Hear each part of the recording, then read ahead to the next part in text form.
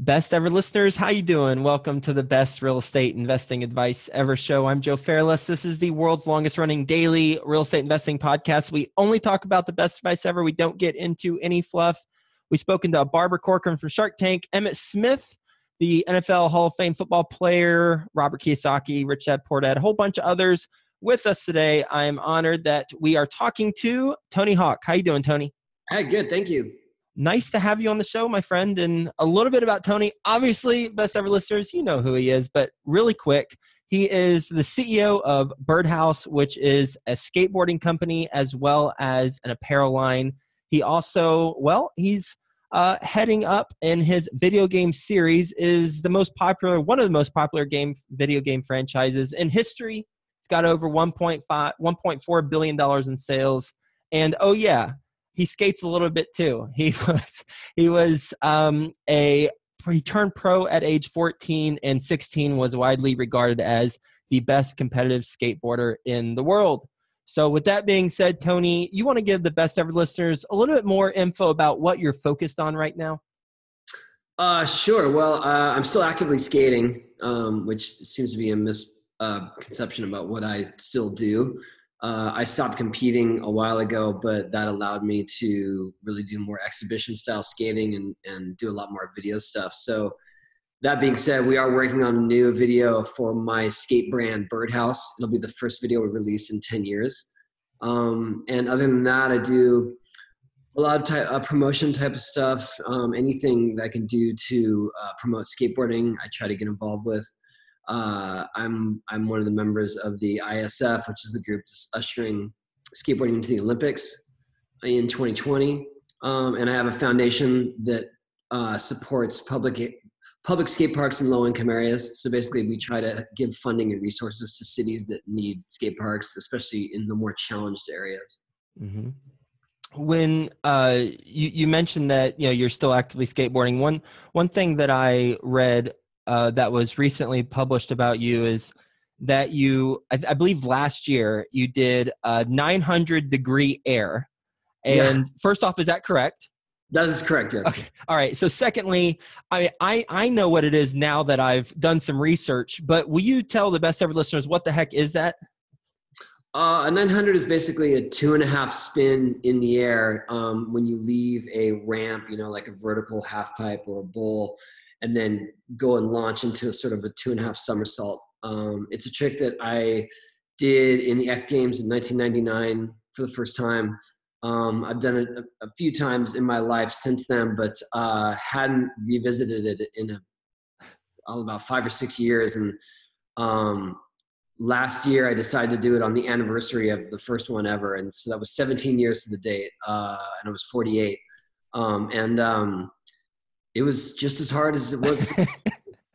And you said something interesting that I read about the 900-degree air, and you said that it was more mental than physical. Will you elaborate on that? It's definitely equal parts of both, but I had the physical skills to do it for years before I really figured out the mental aspects of it. And the mental aspects are, one, that it's possible. I mean, the approach to approach it and not know if it was really possible was always a big stumbling block for me. But I always had a feeling that it was possible. And the key to it, the turning point for me was figuring out that I needed to shift my weight while I was mid-spin. And so what that means is I was always leaning too far forward on my front foot and kind of crashing into the bottom of the ramp. And that was my big mistake for years.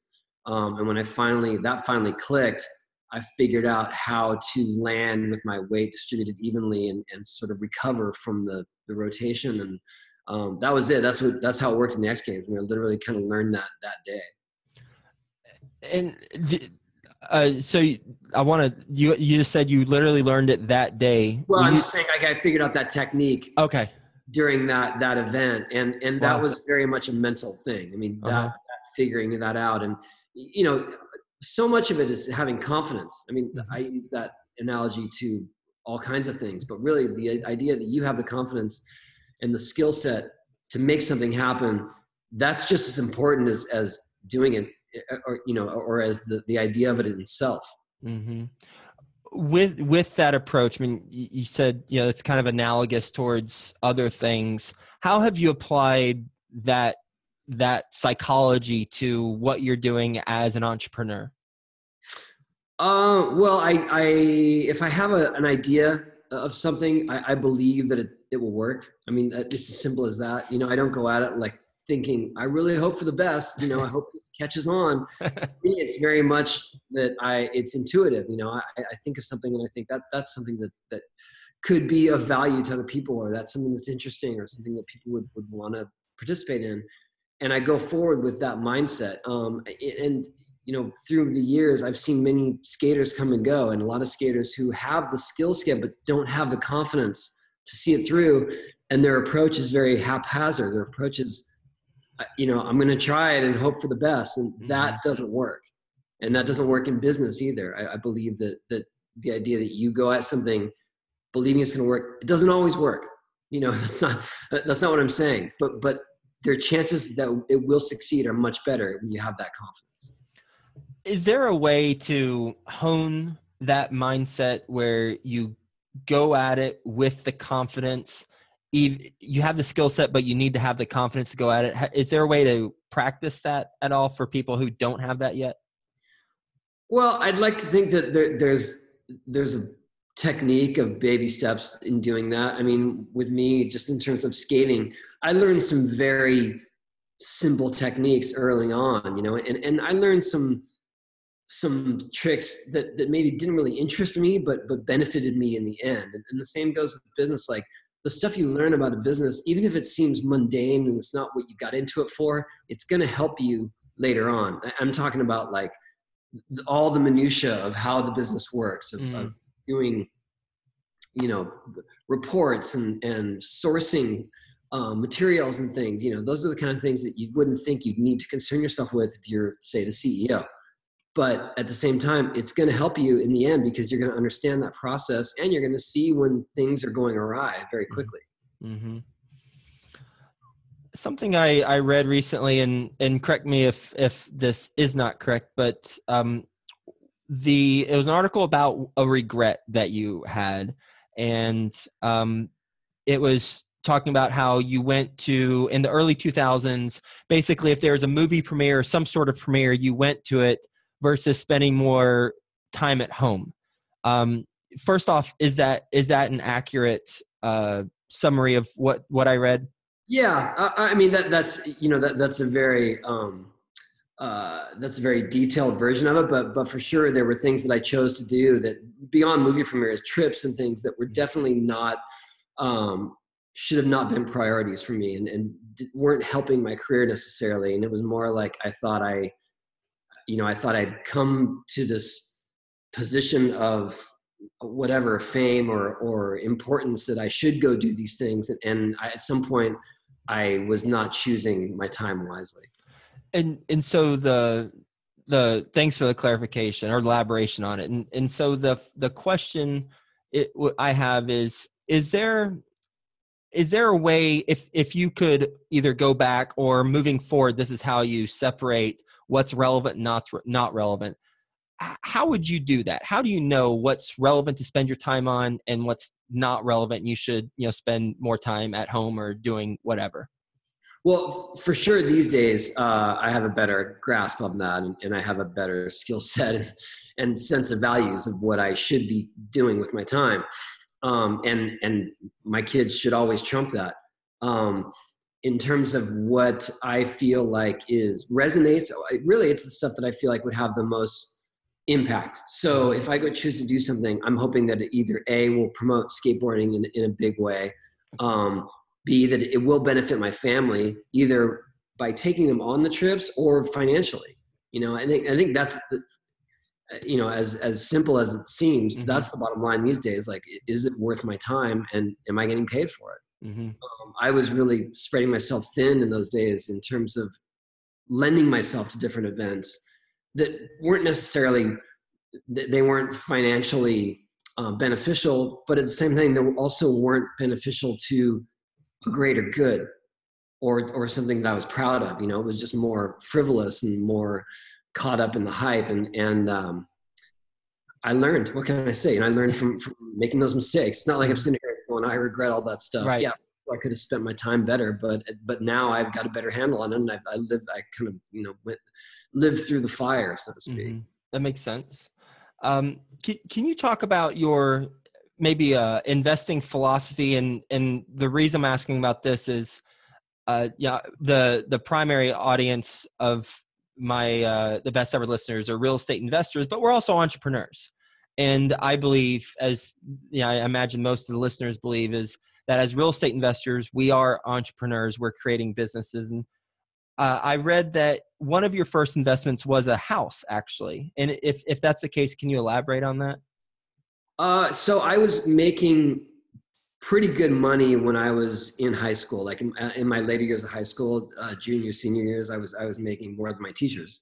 I mean, for me, it seemed like I was making a fortune, but, and my dad recognized that all of my income was basically 1099. There were no taxes taken out. So that was one cause for concern. And my dad said, you really should be putting this money away. And it wasn't like I was spending it, but I definitely thought there was no end in sight. And so I wasn't planning ahead for the future. And my dad said, I think we should consider investing in a home for you in the future. And I was 17. So we found a new housing development that was near where they were, and he co-signed for me. So I was a house owner while I was a senior in high school. And that proved its own challenges, because suddenly I was free, but I still had this responsibility to go to school. And of course, my house is always the party house because my parents are never home. So that was, you bought that house, and earlier you mentioned if you have an idea, you believe it will work. And how did you start Birdhouse? Did you fund it with your own money, or was there other means that you're able to fund that as it got started? I got together with another former pro skater, and we partnered our income, our resources together. So basically we started a skate brand and distribution brand all at the same time. That money came from getting a second mortgage on the second house that I purchased. Okay. And basically taking all the equity out of that house and using that money to start Birdhouse, because at that point I was spread pretty thin with my expenses, and I didn't really have money saved because I had the second house with a huge mortgage, and my income was declining by half every month based on the popularity of skateboarding. Mm-hmm. So he and I both put in $40,000 and started Birdhouse and Blitz distribution. And then I finally sold that house for what I owed on it and moved back to the first house I bought when I was 17. So you started a Birdhouse when your income was being cut in half on a monthly basis, which leads me to believe that skateboarding in general it had gone up previously, but then it was starting to decline. What gave you the confidence to start a company when the industry at the time was in a decline? I did it based on the history of skateboarding and seeing how cyclical it had become. Skating, I started skating in the heyday of the 1970s when skating was like the biggest thing, but it was, big in more along the lines of a yo-yo or a hula hoop. It was like this toy that was hot for a minute and then it declined, but I stuck with it through the 80s. So I felt like it was the one thing I really was good at. Then it exploded again in the mid to late 80s when I was in high school. And then it started to decline again, but very, very quickly. And that was when we decided to start Birdhouse, because we thought, based on this graph that we've seen, it's due to come back. And that was the hope. That was the hope. That was the intent. And it took longer than we expected. I mean, that's the bottom line. Is we had a few leaner years than we anticipated, and there were a couple of times when we considered just giving up altogether. Did you, you said based on like the graph that you saw, and perhaps if not, you didn't literally look at a graph, but I'm wondering how did you see that, okay, skateboarding was popular at an XYZ time? Was that, I mean, it wasn't a Google search. So how No, did you research it was that? more based on experience. I mean, we saw it as sort of the 7-year cycle that Mm. based on the 2 cycles prior. I mean, from the inception of skateboarding for the most part. And so we figured if we started, in this time of 1992, when things were slowing down greatly, then we would probably, start to see some profit around 1996, 95, 96, Mm-hmm. which did happen, but it was much slower and much more gradual than we expected. But around the time of 1999, 2000, it went bigger than we ever dreamed. I mean, skating exploded. It was on the X Games, we had the video games out. Things happened on a much bigger scale than we ever would have dreamed. And yeah, when people hear your name, they probably immediately think of success and someone who has just an incredible talent. They might not think of the times when you were incredibly challenged to get to where you're at. And yeah, I read that you took some odd jobs in the early 1990s, whether it's, editing video for skate companies and things like that. Can you just provide maybe some context or some contrast for, okay, here's where you're at now, but here's some of the things that you had to go through and some of the jobs you had to take or challenge you had to overcome to get to where you're at? Sure. Well, in the early 90s, it was especially tricky because that was when my first son was born. Mm-hmm. And suddenly I was faced with raising a family with a declining income and a very risky prospect of doing a skate company. So that was already on the plate. As we sort of limped along, I was on a very tight budget for food. I was eating Taco Bell, top ramen, peanut butter and jelly sandwiches on the regular. I mean, that was it. When we would go on tour for our skate brand, we used our delivery van. There were 5 skaters all staying in the same hotel room, skating in parking lots for gas money and food money and hopefully money for a hotel for us to get to the next spot. I mean, that was our tour. And maybe 100 people would show up, if that. But those kind of things, they seem like a struggle, but at the same time, we were absolutely doing what we loved. Mm-hmm. And so when I look back on it, it wasn't this great hardship. The hardship was like getting injured and things like that along the way, where it's like, oh, I may not be able to do this simply because I physically can't. But for the most part, we really enjoyed it. We were a team. We believed in what we were doing. My partner, Per, who I started Birdhouse with, was still believed in it, and he, we just kind of laughed a lot of that stuff off. But in hindsight, it was scary for sure. Mm-hmm. Like I said, I was raising a family. I had to buy diapers. I had to still pay a mortgage. It was, mm-hmm. it was tight.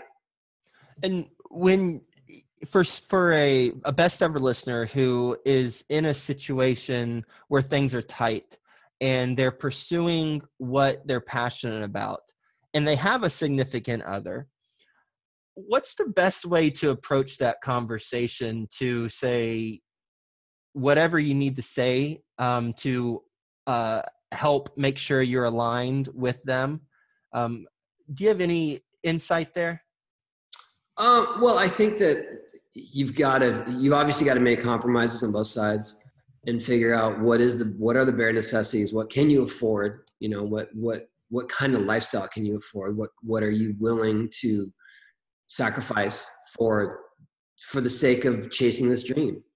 But I will tell you that if you are doing what you love and you are chasing your passion and it's just paying the bills, there is way more happiness in that than doing something you don't like doing for a lot more money.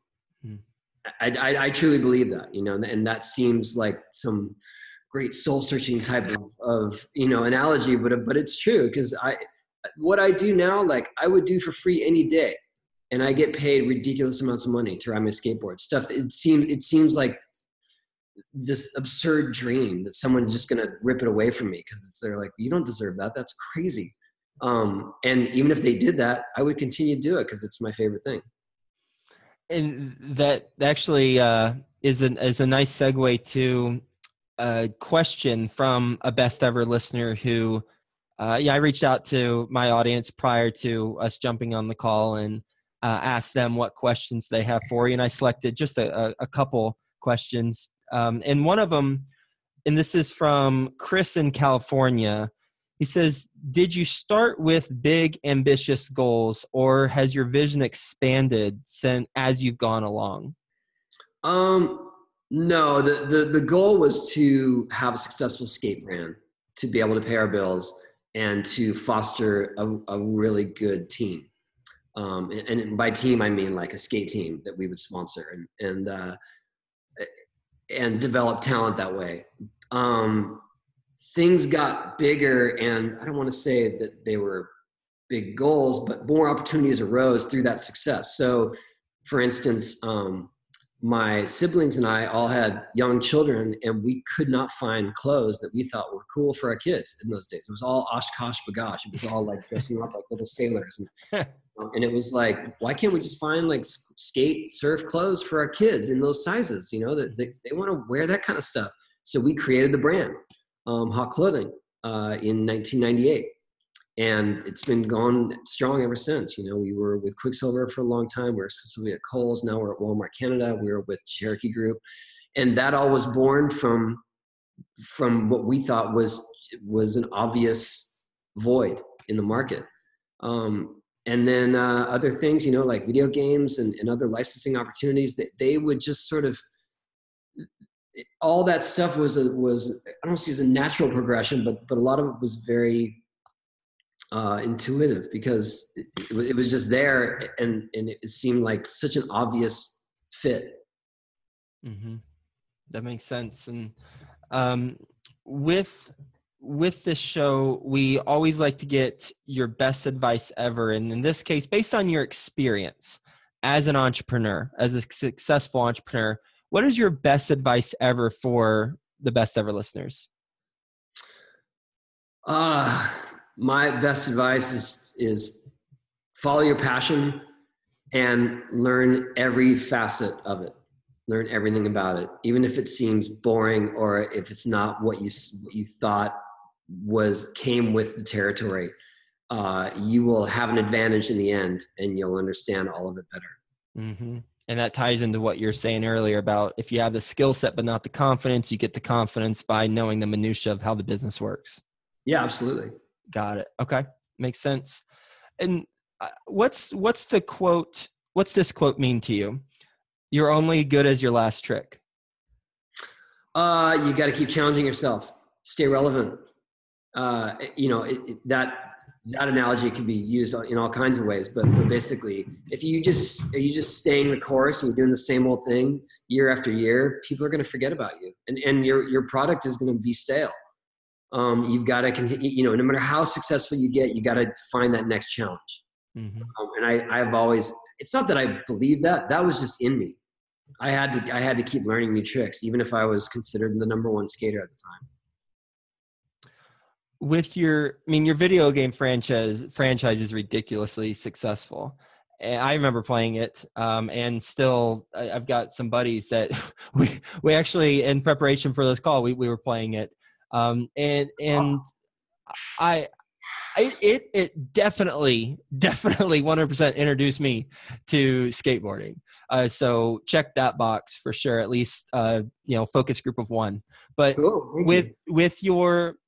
With your involvement in the video game franchise, when it first got started, what was your priority when giving feedback?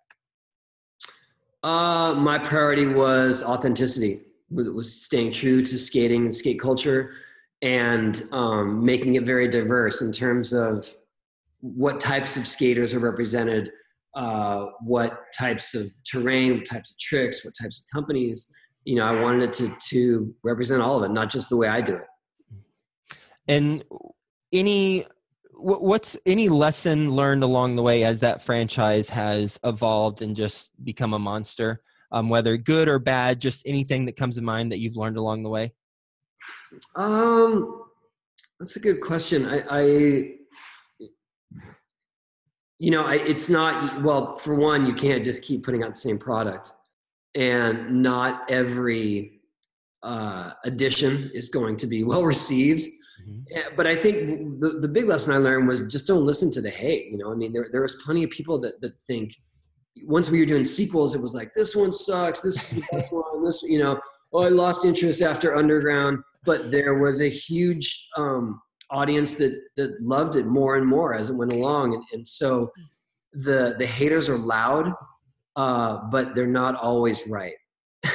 Or they're not always the most important voices. Mm-hmm. And basically everything we've talked about can be applied to any entrepreneurial venture, including real estate. A couple quick last questions for you. What we usually go into lightning round, but for the show, but we're going to skip the lightning round. Just ask a couple questions more from the audience. This comes from Alton, who lives in Detroit, Michigan, and he asks, what did you have to tap into internally when people said you couldn't ride a skateboard for a living, if they did say that at all? They definitely did say that. I was lucky in that I was young enough to be naive in that sense, where I was like, well, I'm only in high school. This isn't my career. And it wasn't until after high school when it officially became my career. And then I realized that I could make a living doing what I love, but I did have to work at it. That's one thing, is that it doesn't all just come easy. Even if you're good at it, you have to do it when you're not feeling good. You have to do it in circumstances that are not great. You're required to be at your peak performance at any given time. And all those things were not, I didn't expect that I'd really have to work at that. So, when it got later into my 20s, then it seemed more absurd, where it's like, you still skateboard? Are you kidding me? But at that point I was already so invested in it and so embedded in the culture that I didn't listen. What's a daily routine that you do that you believe leads to your success? And this is Theo from Cincinnati. A daily routine. I think if you have any, maybe you don't. Well, I don't. It's not like some OCD thing, but just staying focused with what I want to accomplish. And for instance, I'm working on a new video right now called Saturdays, and that is going to include our whole team. It's the first video that we've done in 10 years as Birdhouse. So it's highly anticipated, and we're getting down to the end here, and it's overwhelming, the amount of details that we need to fix, and all the stuff that we have to get together.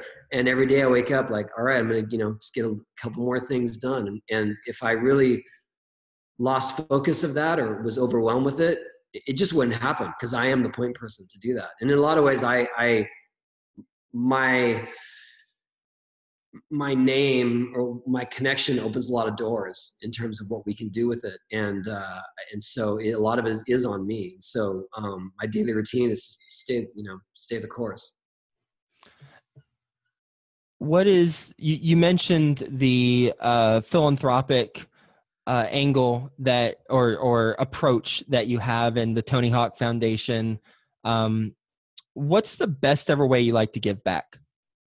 That's my best way of giving back, is trying to provide the same type of facility that gave me a sense of identity when I was young. I was very lucky in that I lived near one of the last running skate parks in the US. And that was my home away from home. That's where I honed my skills. That's where I met some of my best friends and had shared ideas with like-minded individuals. And that was never lost on me, that I was lucky to have that facility. And I want to provide that same type of facility for kids that are in more challenged areas that have very few outlets. And maybe they found something they love in skateboarding, or something about skateboarding they love.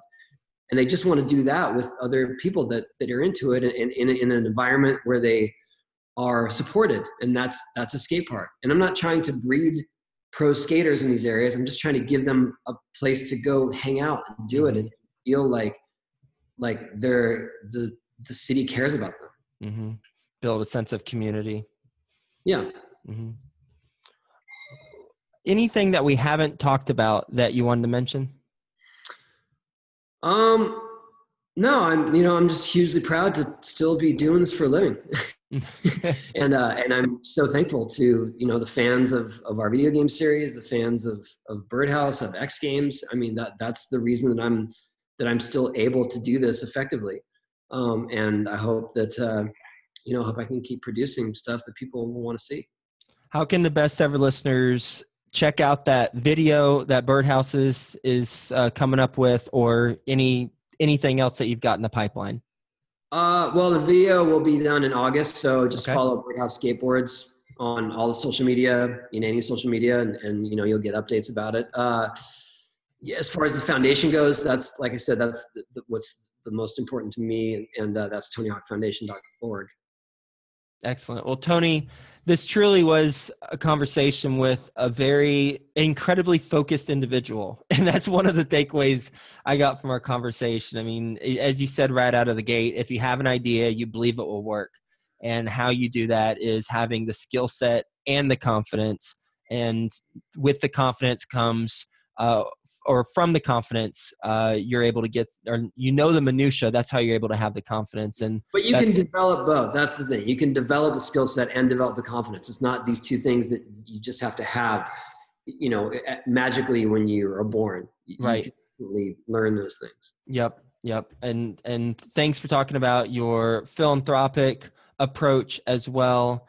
And really, doing what you love and being laser focused on that, as well as taking an analytical approach and kind of in using your intuition when founding Birdhouse.